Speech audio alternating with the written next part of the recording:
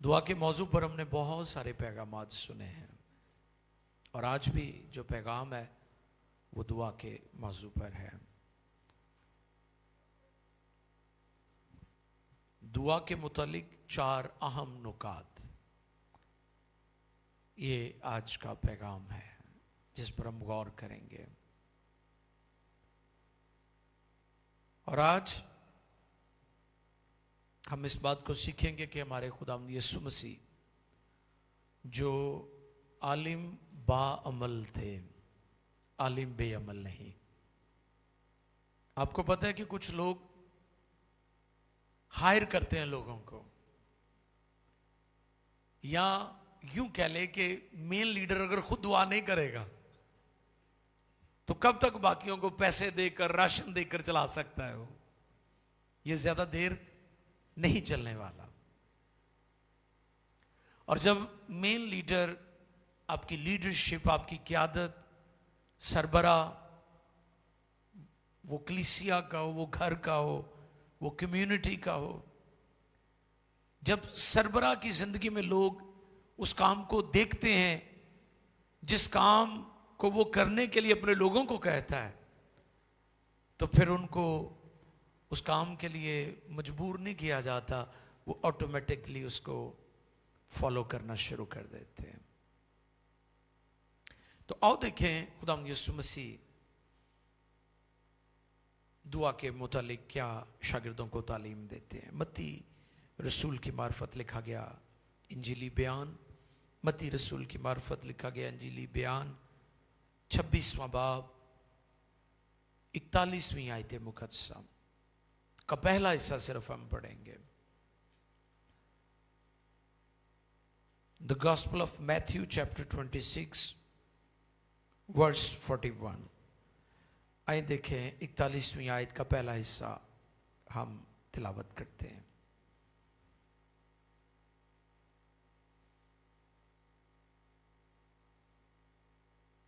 मत्ती 26:41 का पहला हिस्सा जी।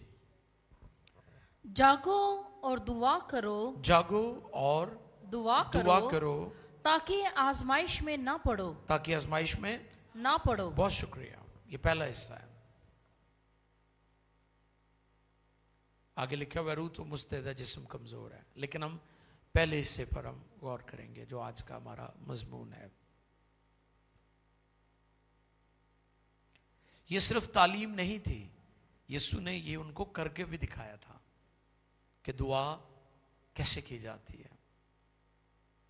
और हमने बहुत दफा सीखा कि शागिर्दों ने यीशु से दुआ करना सीखा और इसकी डिजायर का इजहार किया कि तू हमें दुआ करना सिखा, क्योंकि उन्होंने देखा था कि खुदा यीशु मसीह की मिनिस्ट्री के अंदर जो सीक्रेट है, जो की है, वो दुआ है। और आज भी ये पैगाम है, ये तालीम है कि जो मिनिस्ट्री के अंदर, चर्च के अंदर, जो चर्च को जिंदा रखती है, जो चर्च को ऊपर रखती है चीज, जो बेदारी को कायम रखती है चीज, जो खादम की खिदमत को नीचे नहीं आने देती, वो दुआ है। ये रीढ़ की हड्डी है आपकी मिनिस्ट्री के अंदर, ये की है, ये भेद है, ये मिस्ट्री है। अगर दुआ बढ़ गई, जैसे मैंने बताया कि रिवाइवलिस्ट चार्ल्स फिनी जो अमेरिकन रिवाइवलिस्ट था, वो लिखते हैं कि जब खुदा किसी शख्स को बरकत देना चाहता है, बरकत देने का प्लान कर लेता है और कुछ खास और बड़ा करना चाहता है उसकी जिंदगी में, खुदा उसे दुआ की तहरीक देता है। और फिर समझ लें कि उस शख्स की जिंदगी में खुदा कुछ बड़ा कर रहा है। तो खुदा यीशु मसीह भी अपने शागिर्दों को यह तालीम दे रहे हैं कि यह आजमाइश की घड़ी है, क्योंकि खुदा यीशु भी आजमाए जा रहे थे, खुदा यीशु भी आजमाए जा रहे थे और शागिर्दों को भी आजमाइश थी कि कौन मुश्किल वक्त में रहता है। हालात ठीक हो फिर तो सब साथ चलने के लिए तैयार होते हैं, इस पर पहले भी मैंने बताया था कि हम आजमाइशों में से गुजरते हैं, गिरते नहीं है। हमने गुजरना है, आजमाइशें आएंगी। बाइबल में कहीं ऐसा नहीं लिखा कि आजमाइश नहीं आएगी, आजमाइशें आएंगी, लेकिन आपने आजमाइशों में से गुजरना है, गिरना नहीं है। जो दुआ करता है वो गुजर जाता है, जो दुआ नहीं करता वो गिर जाता है। कई लोगों की जिंदगी में आजमाइश आई, वो गिर गए क्योंकि वो दुआ नहीं करते थे। अब दुआ की हम बात कर रहे हैं, हम इस चीज को देखेंगे कि कौन सी दुआ, कौन सी दुआ। क्योंकि मैंने देखा है कि लोग अलैदगी में छोटी और जमात में बड़ी दुआ करते हैं। माइक फड़ा दो तुसी, वापस लेना औखा हो जाता है। अच्छा, कई ਦਾ ਉਹਨੂੰ ਇਸ ਗੱਲ ਲਈ ਦੁਆ ਕਰ, ਉਹ ਸਾਰੇ ਮੌਜ਼ੂਆਤ ਤੇ ਦੁਆ ਕਰ ਦਿੰਦਾ ਹੈ। पूरा ही लिटरेचर रखा ਹੁੰਦਾ ਉਹਨੇ ਦੁਆ ਵਾਲਾ, वो सारे जनाब मौजूआत ਉਹਦੇ सामने ਹੁੰਦੇ ਨੇ, शुरू हो जाता है। ठीक है, अब आज हम इस बात को भी सीखेंगे कि यीशु मसीह पब्लिकली छोटी दुआ करते थे। सुन ले आप, ये सीखने वाली बात है लीडर्स के लिए भी। पब्लिकली वो लंबी दुआ नहीं करते थे, अलैदगी में लंबी दुआ करते थे। हम उल्टे चल रहे हैं, हम पब्लिक में लंबी ते अलैदगी च निकी जाई। पब्लिक च इसलिए लंबी कि पता लगे कि इनू औखी उर्दू भी आती है। औखी उर्दू समझते हो, जिहदी किसी भी समझ ना आवे। कई मेरे दोस्त पादरी साहबान से बड़े अदब के साथ मैं दरखास्त करूंगा, अल्फाज वो आप इस्तेमाल करें जो आम फहम लोगों की समझ में आ जाए। क्या फायदा उस औखी उर्दू का जब लोगों के पल्ले ही नहीं पड़ा, ऊपर से गुजर जाए। मैं कहता हूं कि एक देहाती आदमी भी, एक मजदूर आदमी भी, एक अनपढ़ आदमी भी खादम के पैगाम को अंडरस्टैंड करे, और एक हाईली एजुकेटेड बंदा भी कहे ये पैगाम मेरे लिए है। ये होना चाहिए। मेरे यीशु ने ऐसे ही करके दिखाया। वो पैराबल्स में, तमसील में, अस्तारी मानों में गुफ्तगू करते थे ताकि आम लोग यीशु मसीह की तालीम को अंडरस्टैंड करें।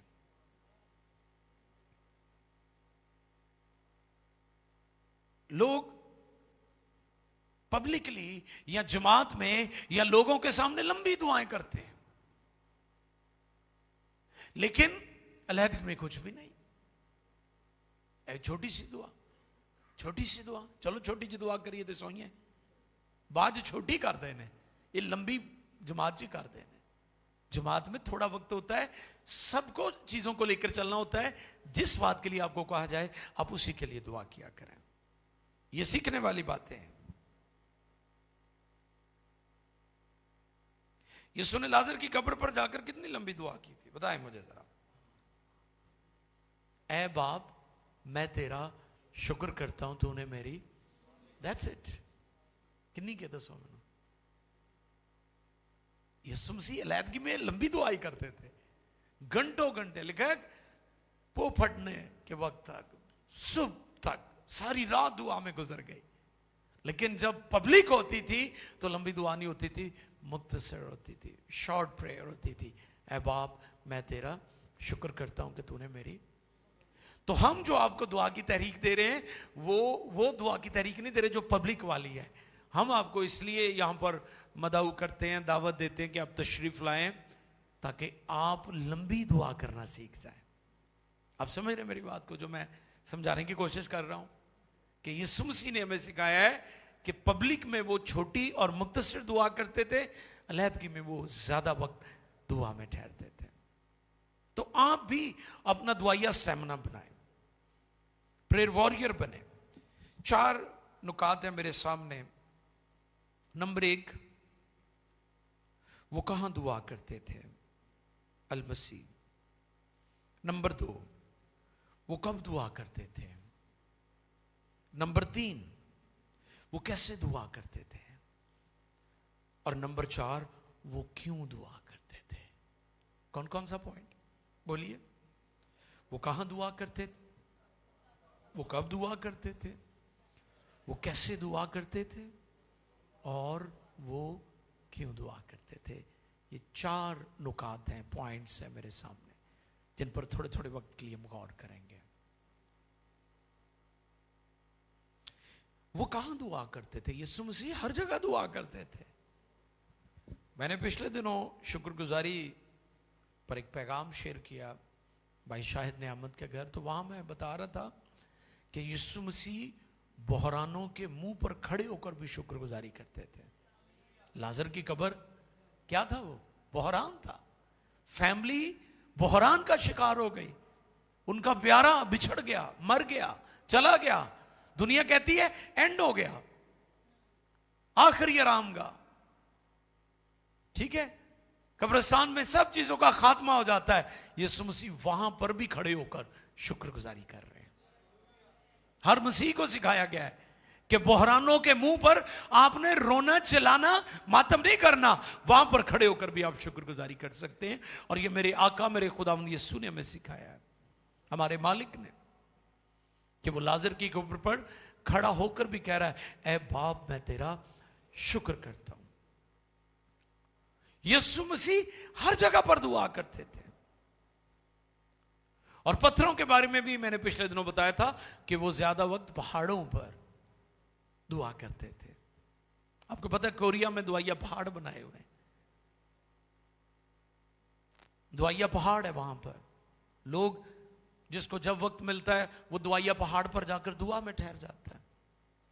और योंगेचू की बात हम कर रहे हैं, वो दुनिया का अजीम तरीन खादिम है, जिसकी खिदमत का दायरा बहुत वसी, पूरी दुनिया में हैरान कुन तौर पर खुदा ने अपने खादिम डेविड योंगेचू को इस्तेमाल किया। योंगी कहते थे कि अगर कोई शख्स मेरे चर्च का मेंबर बनना चाहता है तो उसे ये बात कमिटमेंट करनी पड़ेगी कि वो 1 घंटा मेरे लिए दुआ करेगा। कैसे? वो सिर्फ चंदे वाला कार्ड नहीं दिंदा भी, चंदे वाला कार्ड लै लो तो दे जाया करो। वो पता चंदे वाला कार्ड भी होंदा है, कई बार वो जान ना जी, ओ जी साडा जी वो चिट्ठी बना दो, वो चंदे वाला कार्ड लिया, देखिए इधर कितना चंदा आया है, वो पिछला रिकॉर्ड खोलते हैं, वो बेचारा औखा सौखा होकर दे दिंदा, और मजबूर होंदा है। लेकिन योंगेचू की मिनिस्ट्री में ऐसा नहीं था, एक कार्ड अपी लोग लेके आते सन। आपको पता है उसकी दायकियां भी बैंक्स जमा करती हैं, इतनी रिवाइवल है। यानी मोटिवेट या मजबूर नहीं किया जाता लोगों को चंदे दो। जब लोगों की जिंदगी में काम हो जाता है तो लोग खुद ब खुद समझ आते हैं कि हमें चंदा भी देना है, हदिया भी देना है, शुक्रगुजारी भी करनी है और यकी भी लेकर आनी है। इसके लिए मोटिवेट या मजबूर नहीं किया जाता। पहले लोगों की रूहों पर काम किया जाए, जब रूह बच गई तो फिर लोग अपना रुपया पैसा भी ले आते हैं, और अगर किसी की रूह नहीं बची तो फिर यही मजबूरी आप लोगों को मजबूर करेंगे कि लाओ चंदा। गौर कर रहे हैं इस बात पर? योंगेचू कहते थे कि अगर आप मेरे ही चर्च या कलीसिया का हिस्सा बनना चाहते हैं तो अगर 1 घंटा आप अपने लिए दुआ करते तो 1 घंटा मेरे लिए भी करिए, यानी 2 घंटे रोजाना। तो इसलिए आज के ईमानदार को समझने की जरूरत है कि यीशु मसीह हर जगह दुआ करते थे।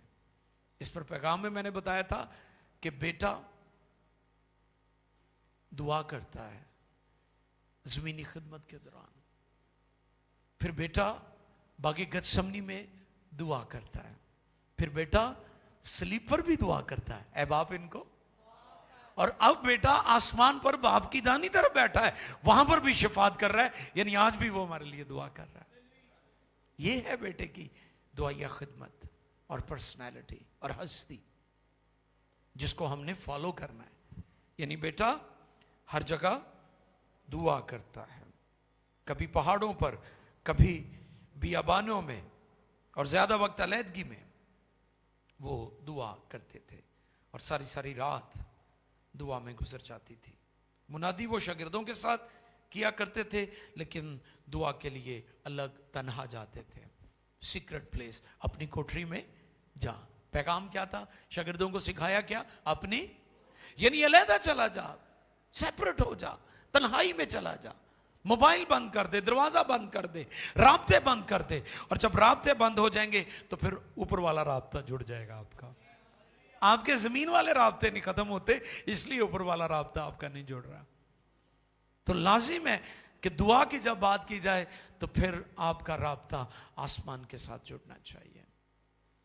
और दूसरा पॉइंट, बेटा कब दुआ करता था?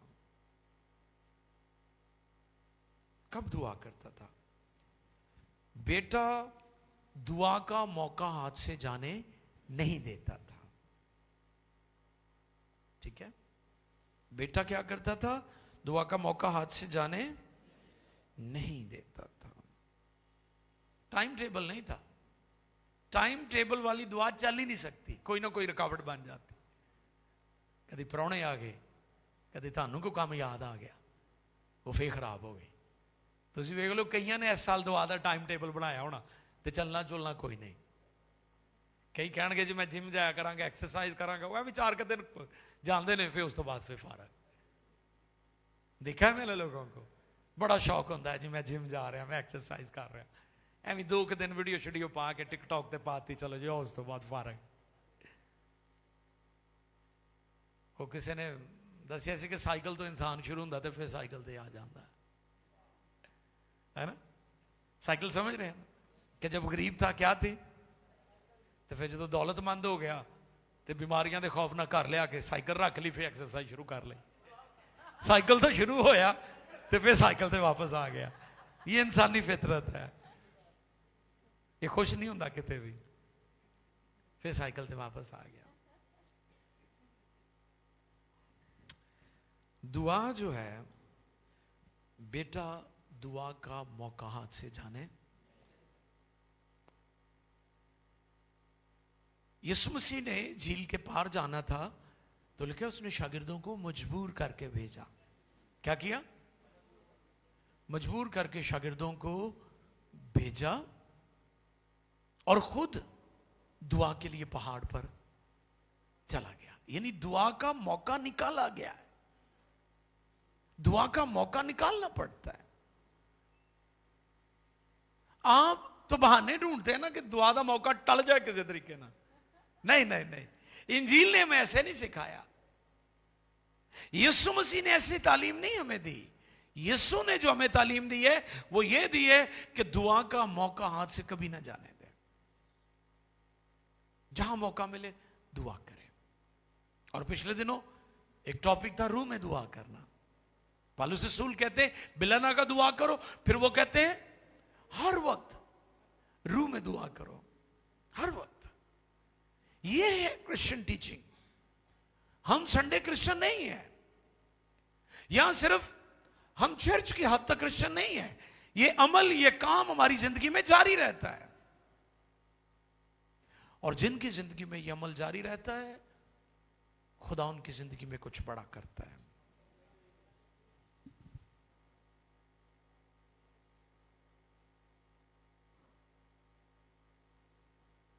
दुआ और वर्जिश, दुआ और वर्जिश, एक्सरसाइज, इसको जरा आपस में जरा गौर करें। आप अगर एक्सरसाइज करते हैं और आपको कोई कहे जी आपने दौड़ लगानी है, ये वो ट्रेडमिल होता है जिसके ऊपर रनिंग की जाती है, या आप जिम जाते हैं तो वहां पर आप एक्सरसाइज करते हैं। मैं कभी कभी अमेरिका जाऊं तो प्यारे भाई अनवर यूनस है वहां पर, वो मेरा भी पास बनवा लेते हैं, मुझे भी ले जाते हैं। वो 2 दिन दे चंगियां खलियां पैंदियां ने, चंगा लक ही नहीं सीधा होंदा। हुण भाजी है भी भरा ने साडे, मैं उनको इनकार नहीं करता हूं, अच्छी बात करते हैं, एक्सरसाइज करनी चाहिए, मैं इसके हक में हूं। लेकिन सिखाना मैं क्या चाह रहा हूं कि अगर आपकी प्रैक्टिस नहीं है तो फिर आपका सांस फूलेगा, आपको खलियां पड़ जाएंगी, कड़ल पैणगे तानू, आपके पट्ठे, दिमाग कहेगा कर ते पट्ठे कहणगे रेस्ट कर, है ना। पट्ठे कहणगे ठंड है, रुक जा रजाई दे विच, लैला कंबल उते। क्यों? क्योंकि इसकी आप प्रैक्टिस नहीं कर रहे। जब दुआ के लिए आपको कहा जाएगा तो फिर आप बड़ी खुशी से करेंगे, क्योंकि आपको प्रैक्टिस है, आप इसकी एक्सरसाइज करते रहते हैं। आप घर में भी दुआ में ठहरते हैं। आप क्लॉक की तरफ बार बार क्यों देखते हैं? क्योंकि दुआ की प्रैक्टिस नहीं है, दुआ की आप एक्सरसाइज नहीं करते। और जब आप एक्सरसाइज कर रहे होंगे, घर में भी दुआ कर रहे होंगे, चर्च में भी मौका मिलेगा, आप बड़ी खुशी से दुआ करेंगे। हमारे खुदावंद दुआ का मौका हाथ से जाने नहीं देते थे। फिर तीसरी बात, दुआ कैसे की जाए, दुआ कैसे करते थे।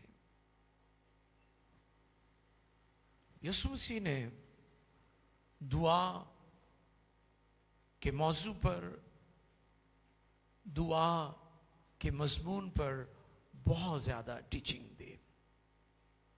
मैं आसिफ भाई से बात कर रहा था कि ओल्ड टेस्टामेंट में जितनी बरकतें मिली हैं ना लोगों को, वो रोटी खवा के मिली ने, देगा पका के। अब्राहम ਨੂੰ देख लो, बाकियां ਨੂੰ देख लो, सारियां ने रोटी खवाई, नबियां ਨੂੰ, मुकद्दसीन ਨੂੰ, ईमानदारां ਨੂੰ, तो खुदा ने आख्या जा तेन मैं बरकत देना। लेकिन नवे ऐदनामे च चीज बदल गई है। वो एक जगह पर दुआ कर रहे थे, जिस घर में दुआ कर रहे थे, और क्या कहा उन्होंने? उन्होंने कहा सोना चांदी जो कुछ है, चूंकि दुआ करने वाले सन, उन्होंने को यीशु नाम की कुदरत से उन्हें क्या मफलूज ने क्या उठते चल फिर, तो छलांगा मारन लग पिया। ये था उनका प्रेज स्टाइल, दुआया तरीका।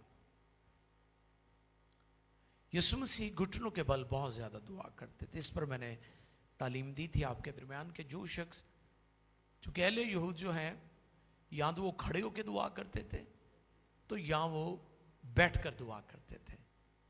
लेकिन यीशु मसीह ने इंजील के अंदर ज्यादातर दुआ का जो तालीम मिलती है वो हाथ उठा के, घुटनों के बल। अब घुटनों के बल जो दुआ होती है, उसमें आपकी पूरी बॉडी जो है वो शामिल होती है।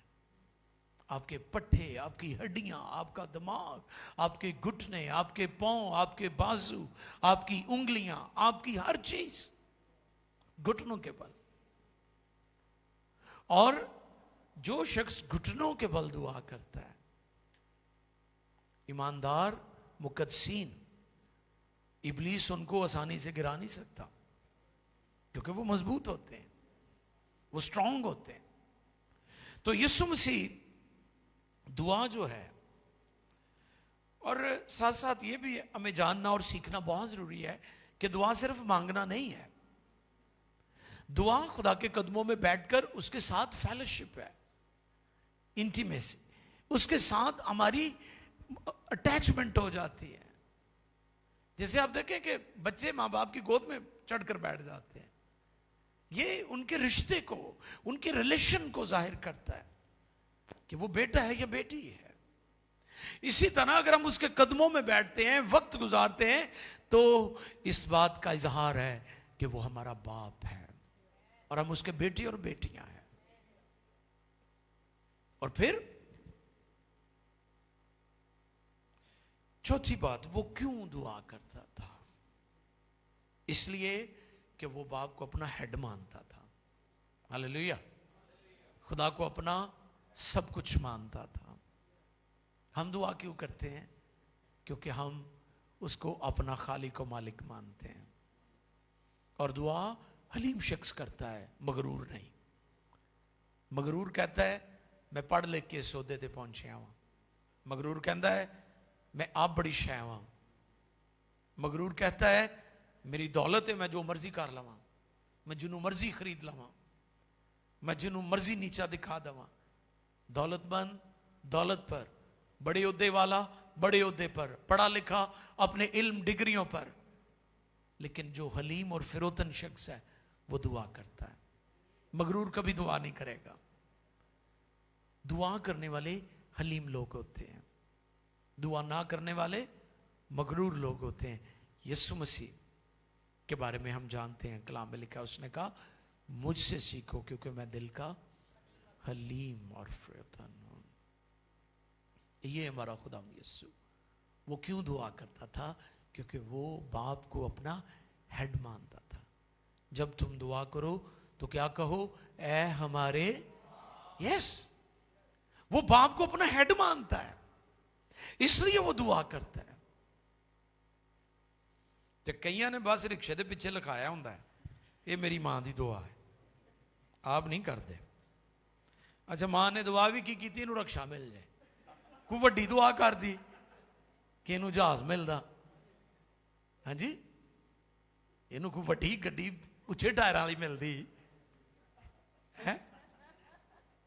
साढ़े एक दोस्त ने कहते जिन्हें मां प्यो ने सताया उन्हें रक्षा ही चलाया। पता नहीं ये गल सही है कि नहीं। ये नहीं कि रिक्शे वाले हम उनको भी प्यार करते हैं, ऐसी कोई बात नहीं है।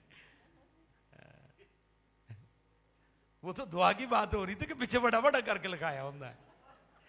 अच्छा, शुक्र है एक तब्दीली आई है, पहले सिर्फ लिखते थे कि ये मेरी, अब मां बाप लिखना शुरू कर दिया, ते आप नहीं करते, ये मेरी मां की दुआ है। खुद भी कराया करो, खुद भी दुआ किया करें। यीशु मसीह दुआ करता था क्योंकि वो बाप को अपना हेड मानता था, सर। वो बाप के ताबे था, इसलिए दुआ कर रहा है। क्योंकि जो दुआ करता है वो ताबे फरमानी भी करता है, और जो दुआ नहीं करता वो ताबे फरमानी। अब बेटा भागे गेत्सेमनी में क्यों दुआ कर रहा है?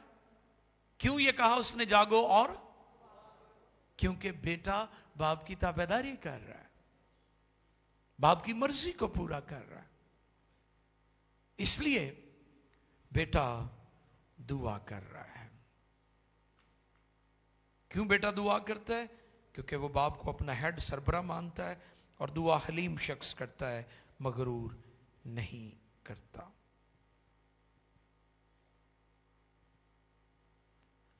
दुआ एक मदद भी है। आओ देखें जरा, कुरिन्थियों की कलीसिया को लिखा गया दूसरा खत, पहला बाब 11वीं आयत। दूसरा कुरिन्थियों पहला बाब 11वीं आयत। दुआ एक मदद है। अगर आप किसी की माली मदद नहीं कर सकते तो दुआ की मदद जरूर करें। आओ देखें, अगर तुम मिलकर दुआ से, अगर तुम भी मिलकर दुआ से हमारी मदद करोगे। करोगे। बहुत शुक्रिया। क्या लिखा है यहां पर? हमारी मदद करोगे। कैसे मदद? मिलकर दुआ से हमारी मदद करोगे। अब दुआ एक मदद है, समझ रहे? अगर आप रुपया पैसा नहीं दे सकते, अगर आप किसी की फाइनेंशियल हेल्प नहीं कर सकते, तो एक मदद ऑलवेज आपके पास होती है, वो आप कर सकते हैं, वो दुआ की मदद है। और मैं अक्सर कहता हूं, जब हमारे बड़े बड़े फेस्टिवल्स होते हैं, गुड न्यूज फेस्टिवल्स, आपको पता है कि हम ज्यादा रुपए पैसे के लिए लोगों को असिस्ट नहीं करते, हम दुआ और ईमान पर भरोसा करते हैं और खुदा मुहैया करता है। ये नहीं कि ये कहना नहीं चाहिए, ये कहा जा सकता है, तालीम मौजूद है पाक कलाम में, लेकिन मैं जाती तौर पर इस बात पर स्टैंड करता हूं कि दुआ और ईमान के साथ खुदा के ज़रूर झुका जाए तो खुदा ज़रूरतों को पूरा करता है।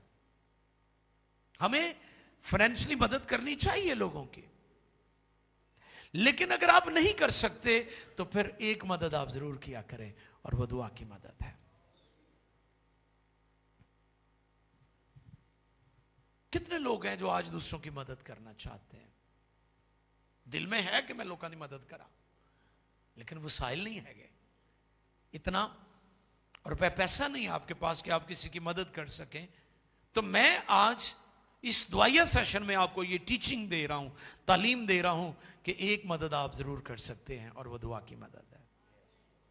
और उसी दुआ के लिए हम आपको तैयार करते हैं, तहरीक देते हैं, मोटिवेट करते हैं, दुआ में ठहराते हैं, रोजे में ठहराते हैं, प्रेयर सेशन किए जाते हैं।